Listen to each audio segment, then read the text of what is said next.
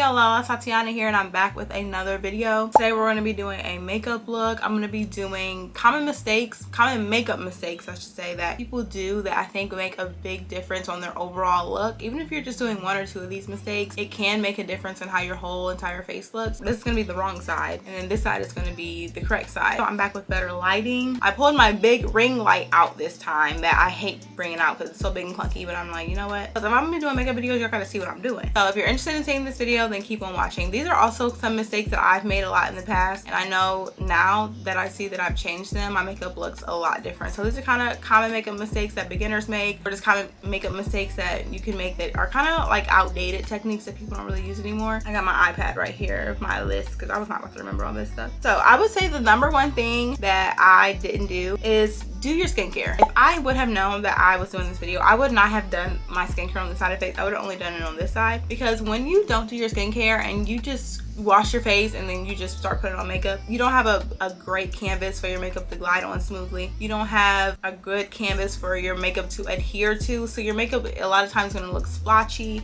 It's not going to look smooth. It's going to look cakey because your skin, you're not taking care of your skin.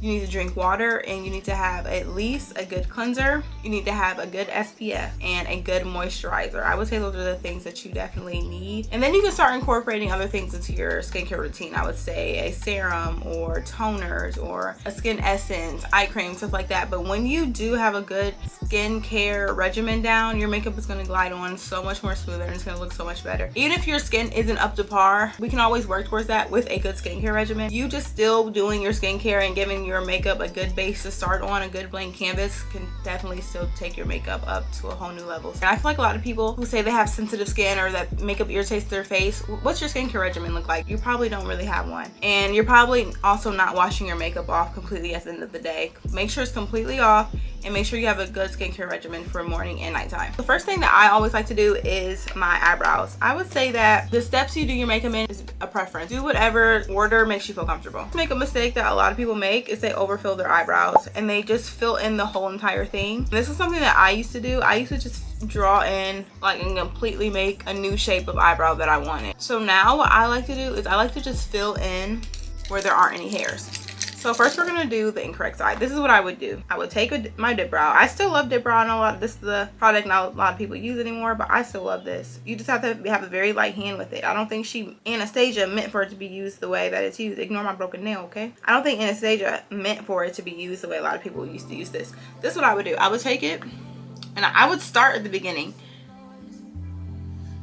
and I would just draw. I would draw a line, and I would probably make them a little bit thicker. And then I would draw at the top. I would outline them like that. And then I would just fill it in. No rhyme or reason to it. I wouldn't even think about where I was putting the product.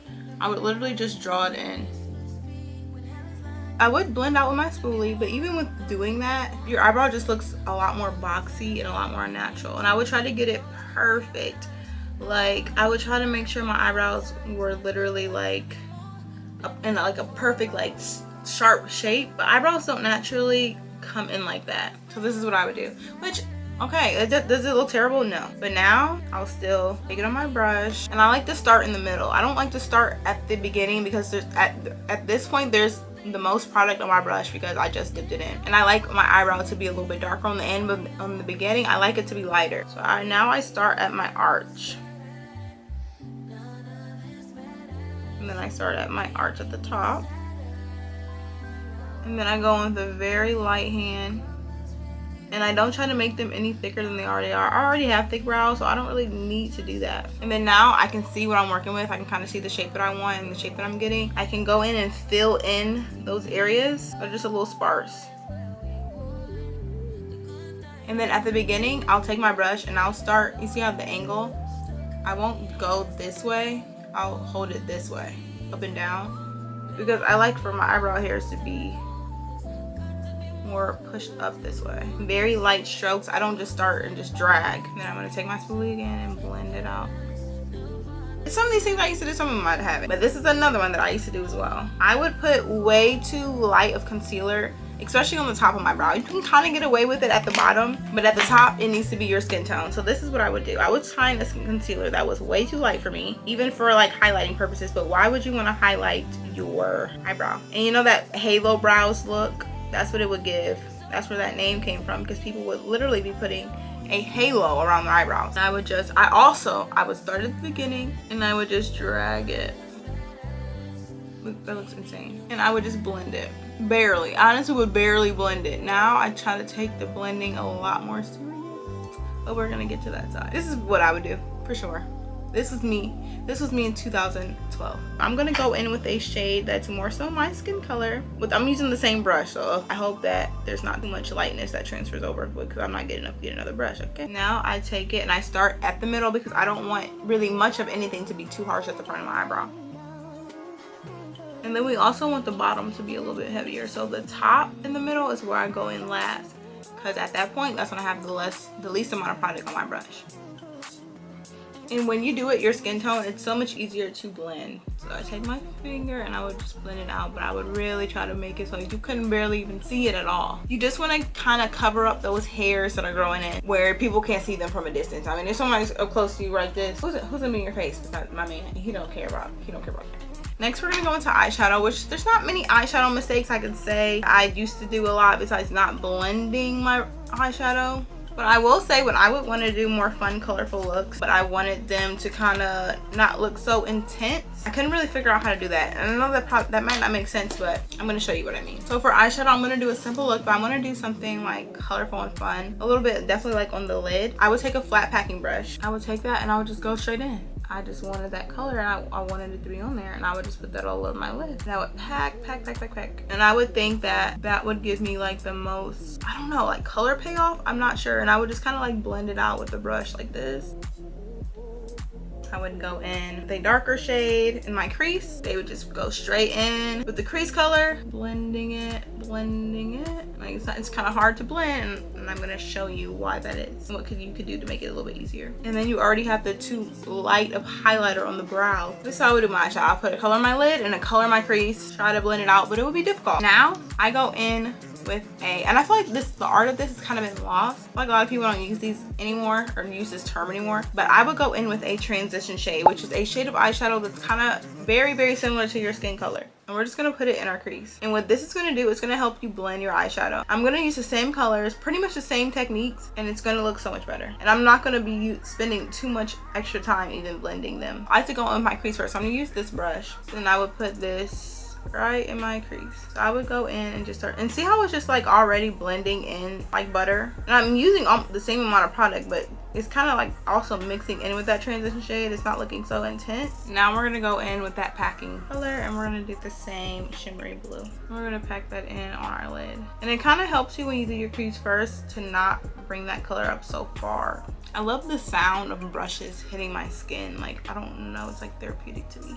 We're gonna go in with the face now. I'm gonna use my primer. I'm gonna use this on, I'm gonna use this on the good side.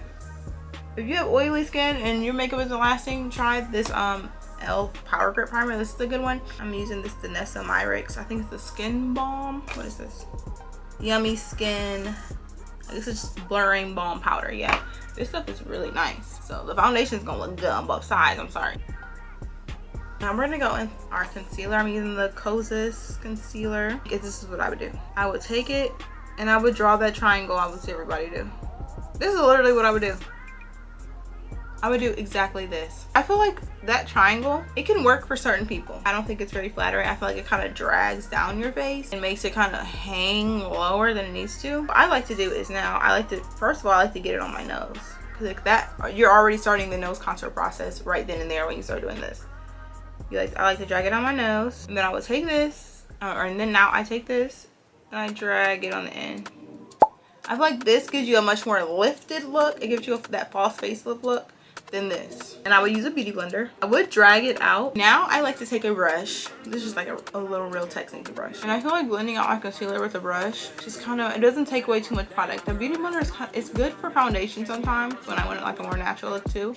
But for concealer, I feel like it just soaks it up way too much for me. So I like to blend it out with a brush, and then sometimes I'll go back with the sponge to pick up extra product. You can see how it's drying down, so it's kind of staying where you put it. You're making it so it's not gonna really crease as much. So we're gonna not drag, we want to kind of pat. I won't say drag because that's not a good word to use. Don't drag it, but just kind of pat it in. Next we're gonna go in with our powder, and this is what I would do. Right now I'm using the Sacha, one of my favorites. I would take my beauty blender and I would dip it in the powder, just like so, and I would go straight in, and I would put a lot. Like, this is what I would do. I would want to like not be able to see like my skin at all under this. I would do like this. This is what I would do. Like, I'm not exaggerating. I try to do this too. I'm trying. Now everyone knows about these. These are new. These weren't out back in the day. These are new products, so I would invest in one of these. I mean, they're like $3. I would get one of these over your beauty sponge to put on powder because it just puts it on so much more seamlessly. I take this and I dab. I barely even get a lot in there. I dab it off. I take it on my hand. I pat the excess powder off. I tilt my face down and I just pat very lightly. We want to be able to almost like barely even see the powder on our skin. Pat it in, let it soak in that concealer that we just put on, and we don't want to let it sit. We want to go in and take this right off. You don't want it to really bake, you want it to just cook. And we're gonna sweep it off a powder of our skin tone, and we're kind of not really even sweep it off, we're kind of patting it in. This has been baking for a minute now. I would be waiting to almost 10 minutes sometimes. Sometimes I would start doing my hair while this was on here. And I would just let it sit. I don't really know what I thought it was doing, but what it's actually doing is just making your makeup. It's gonna make it look so uneven. Also, did you notice how when I did this side, I did it very seamlessly? There weren't like clumps of powder here, a little bit spread out lighter here. Do you see how it can just get very blotchy very fast? It's not even like I was doing it really on purpose, but that is what I would do, and I just wouldn't even try to like blend it out. I feel like a lot of people still kind of do that. I'm gonna let this sit. I ain't got time to let it sit 20 minutes. I'm gonna brush it off. I wouldn't use no powder unless it done.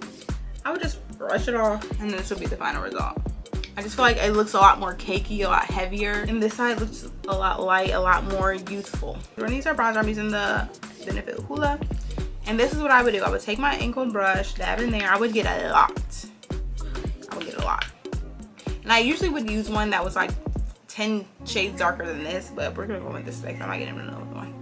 I would look at where my natural cheekbone is, which is right here. My natural cheekbone falls about right here. You can kind of see because it's kind of naturally like that. And I would follow my natural cheekbone line. It would be way down here.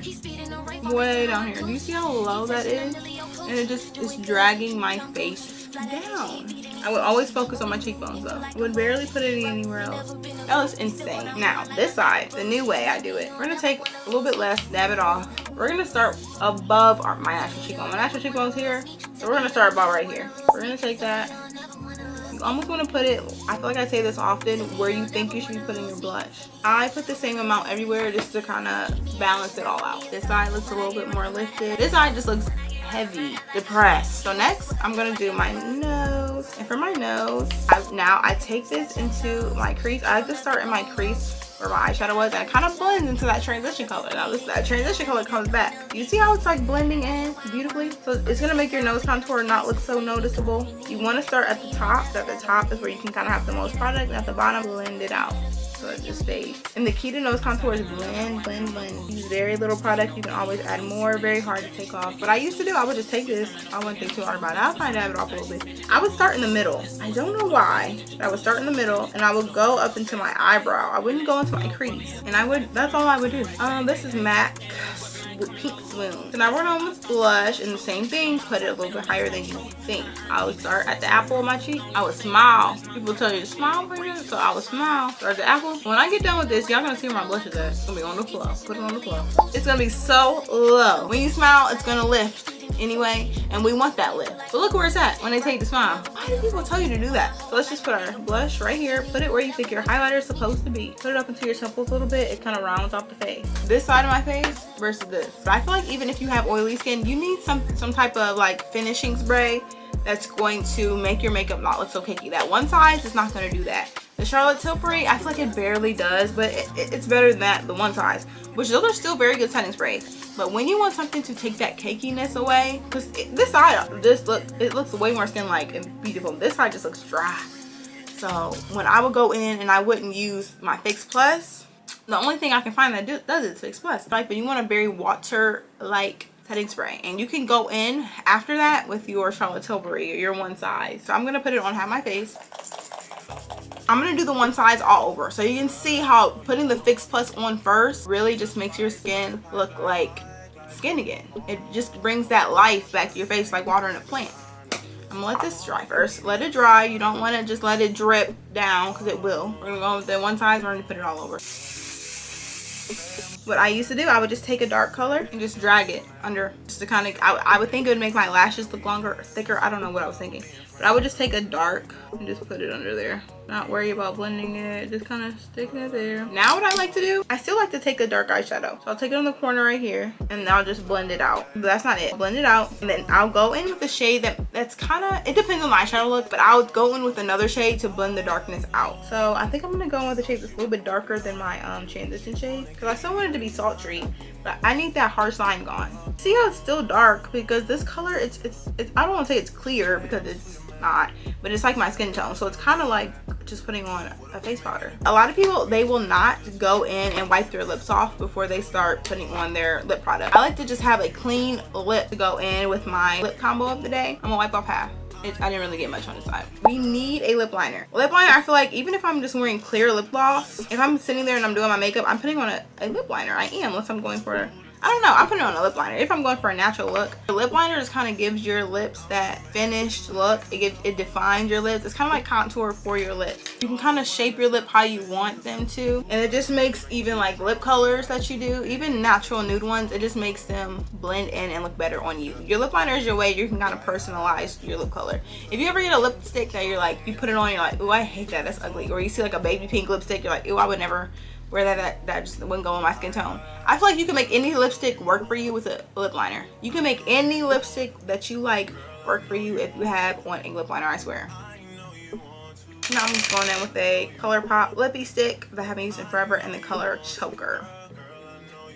I look crazy. I look crazy. And next I'm gonna go in with a highlighter. What I used to do is I would just try to pack it on. I feel like either people use too much or not enough. I feel like since we used to use a lot, that we've not become afraid of highlighter, and they're not as popular as they used to be, but I feel like they're coming back. Highlighters are coming back. But how people do, okay, lower, I would smile, put it at the top of my cheeks, and I would just drag it on there. I used to do a lot of dragging. Now I just use a little bit, because it just gives you that glow that you need, just a little bit. And when your skin is hydrated, this side just looks more glowy than this side, and it's making the powder highlighter just look like powder. It's making it look powdery and chalky, but this side looks a little more natural. We're gonna just dab it on very little. I guess I can't really do my nose. I like to do my nose with my finger. People have gone away from lash extensions a lot. A lot of people are going back to just their natural lashes. I've never really been huge into lash extensions, and this is something that I've recently also been introduced to. Not introduced to, because I used to always do this, but I haven't done this really regularly since like I was 18, 19 years old. But now I do, because I have this cute one, and I've just been really into like trying to make my natural lashes look good lately. So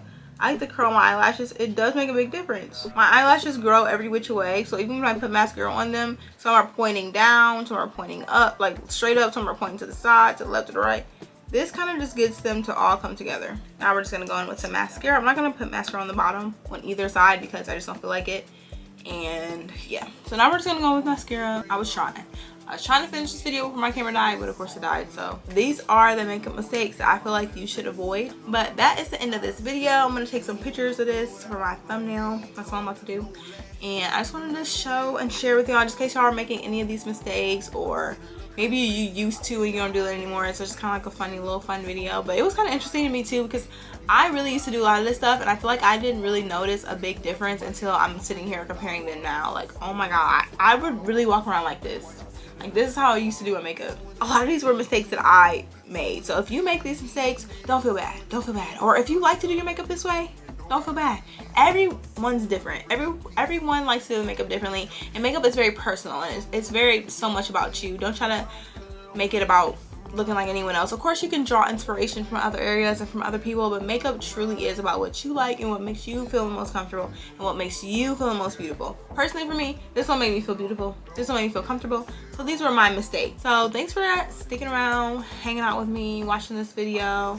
If you want to see more videos, make sure you subscribe. I want to do more makeup videos because makeup is my first love. I mean, I think I keep saying, I say the same things on this camera. Like, I love vlogs, I love morning routines, I love hygiene, I love skincare, but makeup is really my first love. So I'm trying to get back into my makeup because there's some things that I feel like there's something on this side that probably were a mistake. There's some things that I'm doing that are a little bit dated, but I'm trying to learn and love makeup. Not trying to, but I am learning and loving makeup like completely again. So if you want to see more makeup tutorials, and I'm still gonna have other content, if you want to see some other stuff sprinkled on there, then subscribe down below. Thanks for watching, and I'll catch y'all another time. Bye.